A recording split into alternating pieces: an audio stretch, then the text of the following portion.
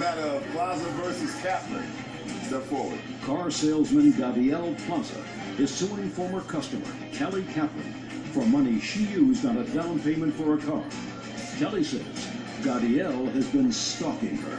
Mr. Plaza, you met the defendant when she came into the place where you work to purchase a car. Is that correct? That is correct. And it is your claim that you made a loan to her for half of the down payment on a car when she prevailed upon you to do that because she was in dire financial straits. You want that $500 back. In addition, she caused you, really, according to you, to be fired from your job. That is correct. Just for my own information, where's the car? It's in my possession, ma'am. She came in on June the 10th.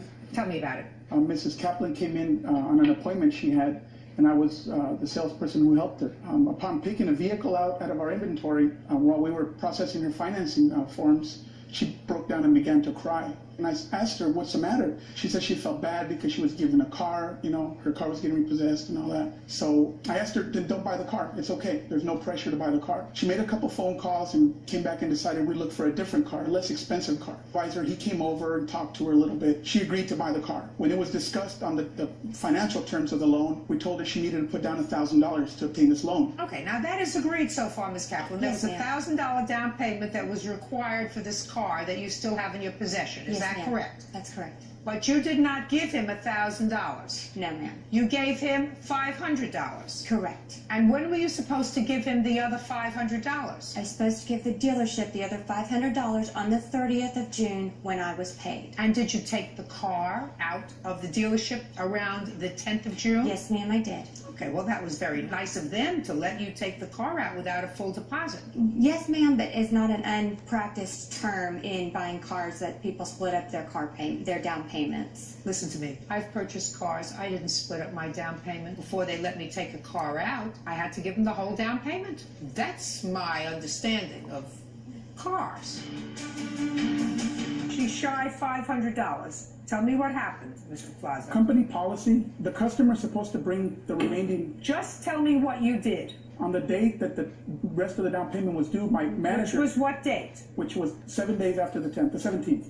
Okay, 6/17. Manager came in and said, where's the other deposit? Correct. I called Ms. Kaplan to find out. Couldn't get through to her. I, as a salesperson, am responsible for collecting all monies on the down payment. So you laid it out for her? Right. I asked her if, you know, she could come in and pay the difference, and she said that no, she wouldn't have it till the 30th. Okay. On the 30th, Ms. Kaplan, what happened? Can I back up a moment? No. Okay.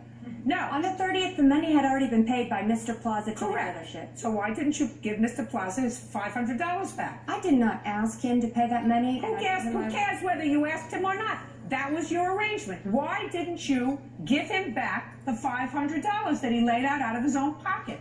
I did not ask him to do that, and he had been harassing me, and I was uncomfortable with that. I called the corporate office, had filed a complaint with them, and they dismissed me of any obligation to them. Well, I got to tell you something. You are not a very nice person. You're a hustler.